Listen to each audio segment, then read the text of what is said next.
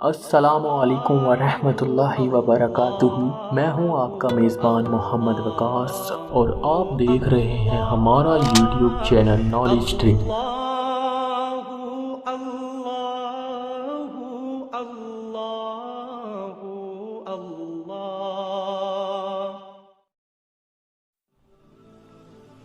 رسول اللہ صلی اللہ علیہ وآلہ وسلم نے فرمایا، روزہ دوزخ سے بچنے کے لیے ایک ڈھال ہے، اس لیے روزہ دار نہ فحش باتیں کرے اور نہ جہالت کی باتیں۔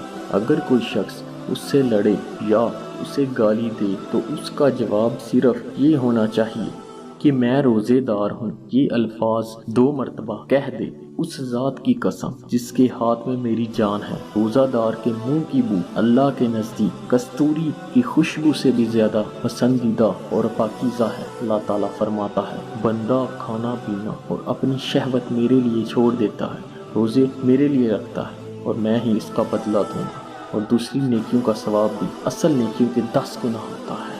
صحیح بخاری، کتاب روزے کے مسائل کا بیان، حدیث نمبر 4۔